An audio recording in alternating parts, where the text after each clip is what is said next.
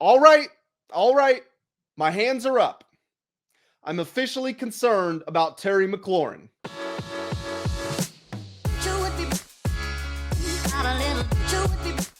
What's going on, everybody? Welcome back to the Full Command Show. My name is Grant Mitchell, and we are here to talk about everything involving the Washington Commanders. The biggest news going on right now with your favorite football team, Terry McLaurin's injury. What are the latest updates? What's his recovery timeline? Is there reason to panic? And does he bear responsibility for this injury?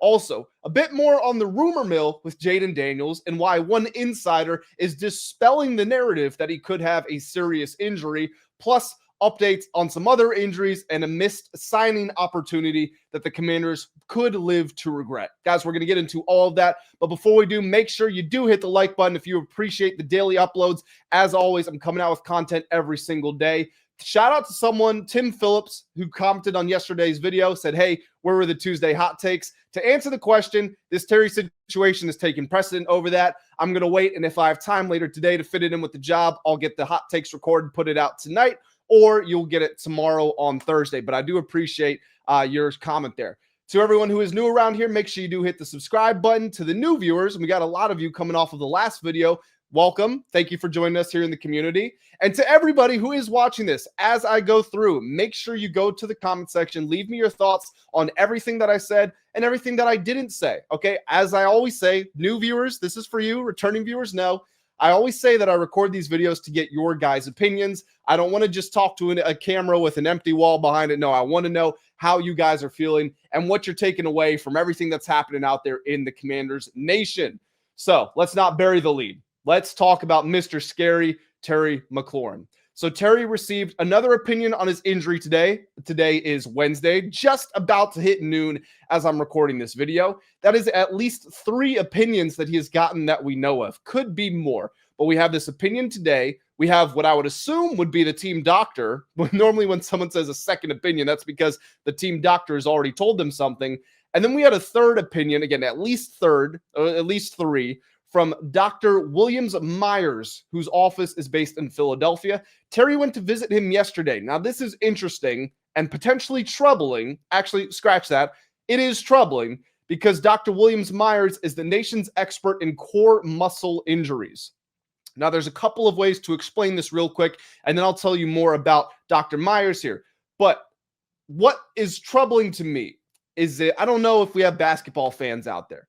When a player is dealing with Achilles tendonitis, they usually list that player on the injury report with a calf problem, calf strain, something like that.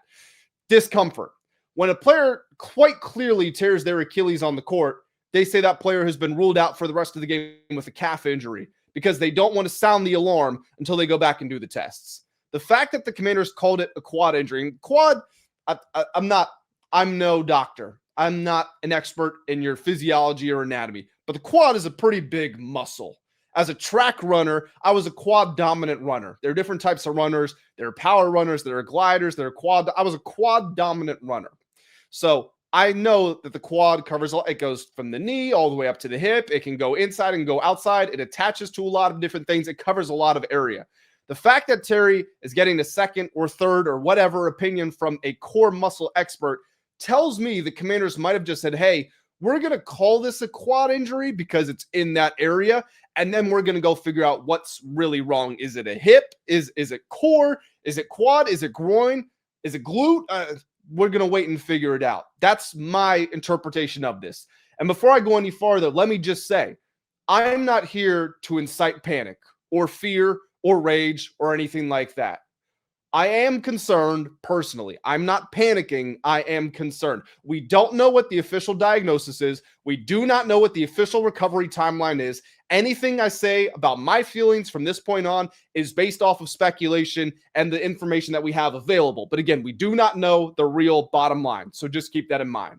So let me tell you about Dr. Meyers. According to his bio, he has been practicing for more than 25 years. He is the leading authority on the awareness that the whole core muscle complex, inclusive with the hip joint, contributes to the injury, which has advanced the old terminology such as, and I'm going to get this wrong, athletic pubalgia or sports hernia. Treating patients with abdominal or groin injuries stem from his experience, his unique experience. he has developed a number of variants to the surgical repair for core muscle injuries and their relationship to the ball and the socket hip joint. So let me break down what I believe are the key points here. And any doctors, anybody in the medical field, please comment section if you can provide some more information on this, shed some light on things, what recovery timelines look like, what this is actually trying to say in layman's terms. Please feel free to leave a description, and I will pin the comment. I think I can only pin one comment, so I'm not trying to start a competition among the doctors that are watching this video. But anything helpful, go ahead and throw it down there, and I'll make sure to pin it. If we get multiple responses, I'll try to rotate them out, give you a couple hours, pin someone else's. But I would really appreciate it because, again, I ran track. I know a little bit in layman's terms, but some of the more technical stuff, and I've never dealt with a core injury either, so I don't quite know what they're saying here. But from what I can take away from this is, once again, I was talking about they might have used the quad as kind of a catch-all sort of term, where this doctor, they're talking about core muscle injuries. They're talking about ball and socket hip joint repair.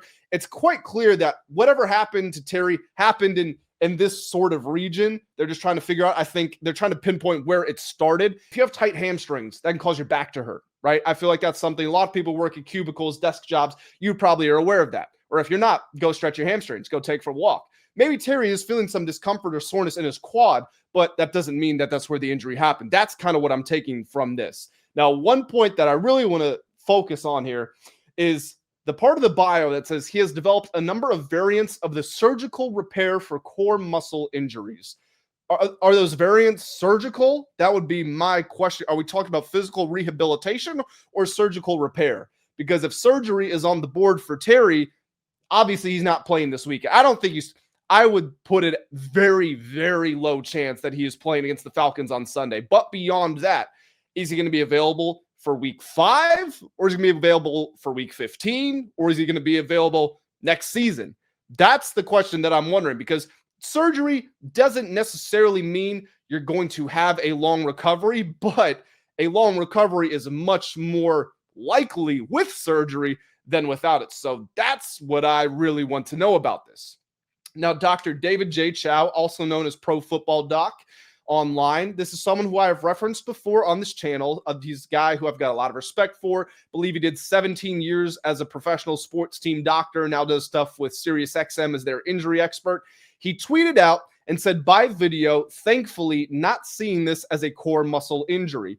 He said that he thinks it's a proximal quad or hip flexor strain, no surgery, and will miss a short period of time. Now, the proximal quad hip flexor strain, again, that's all connected to that ball and socket hip joint area that connects into your core. So it's all related, and it's quite clear that something happened there.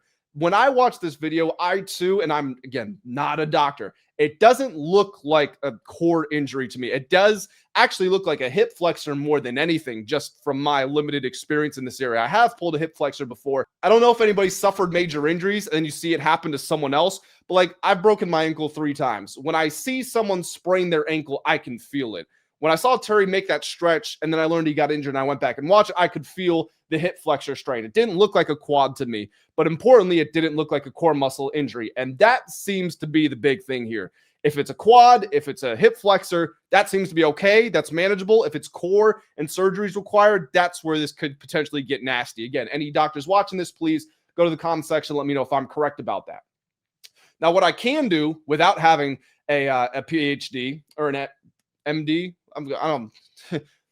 listen to me, I'm all over the place. What I can do without going to medical school is I can go to WebMD and I can look up the normal recovery times for these injuries. So again, Dr. David J. Chow here said that he thinks it's a proximal quad or hip flexor strain. Well, for quad strains, grade 1 can be 2 to 3 weeks of recovery. A grade 2 strain could be 4 to 8 weeks of recovery, and a grade 3 could be several months. For hip flexors, a grade 1 is 1 to 3 weeks, a grade 2 is 4 to 6 weeks, and a grade 3 is at least a month and a half to several months. So again, I'm going to say this kind of like Jayden when Jayden got his knee. I don't think it's a grade 3. I'm just going to rule that out because I don't feel like, I don't think Terry would be jogging around on the sideline. I think there would have been noticeable discomfort right after the play had happened. I don't think they would be talking about not the surgery. I don't think they would talk about the situation in this sort of manner, but it hasn't been ruled out. So just keep that in mind. I think we're trying to delineate between grade 1, grade 2, and where within that it lies. Is it a severe grade 1? I know, and it sounds funny, like grade 1, grade 2, grade 3 should be the classifications, and we're trying to parse between those, but that is something. If the recovery timeline is 4 to 8 weeks for a grade 2, is he going to be out for 1 month? Is he going to be out for 2 months? I think that's where they're at with this whole situation. Now, a lot of people out there are going to be saying to themselves, this is Terry McLaurin's fault for missing camp. And then a lot of pro Terry people are going to say that, well, Mike Evans got injured and he was at camp, and CeeDee Lamb got injured and he was at camp. I want to remind everybody, correlation does not prove causation, okay? So a player can get injured and they could have been in the best shape of their life. They could have had a phenomenal camp. They could have been doing 3-a-days. They could have ate a perfect diet. They could have stretched. They could have been the fastest and the strongest they've ever been. And if you get hit in the knee incorrectly, your ACL is gone.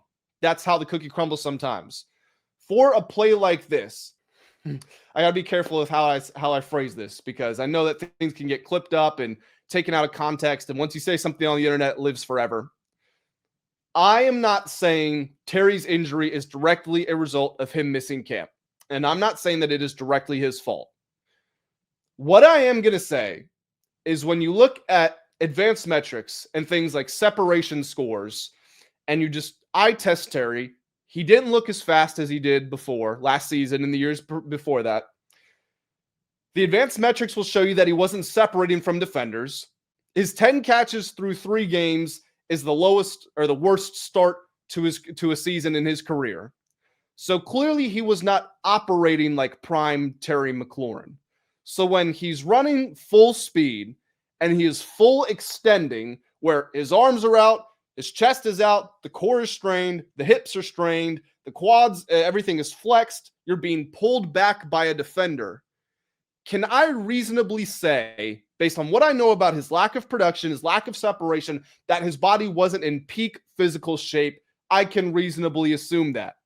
Does that have some sort of spillover to a situation like this, where your body is stretched in an awkward position and there's contact going on and there's a lot of strain because you're lunging forward? Yes, I can assume that Terry's body was under strain while not in its optimal shape, or at least in peak physical condition. Does that tie back to him missing time at training camp, not practicing with the team, not being a full go? Yes, it does. That does not mean Terry missing camp caused this injury. It means Terry missing camp put his body in a position where it wasn't as sharp as it possibly could have been. And from my understanding of this situation, that increased a chance of injury just overall. It could have happened in a variety of different ways. Thank God it wasn't like Austin Eckler, and prayers to Eckler, something like that. There's no those non-contact injuries. There's nothing you can really do to stop him. Eckler was just trying to run forward. That's all he was trying to do. It happened to Najee Harris. He was in the backfield. They snapped the ball. He takes his first step to go receive the handoff, and he goes down with a torn Achilles. So it wasn't something like that. But in this moment, it's hard for me to directly say, no, this had nothing to do with camp. If Terry had gotten sideswiped in the knee, it's a torn ACL and he's done, that's bad luck.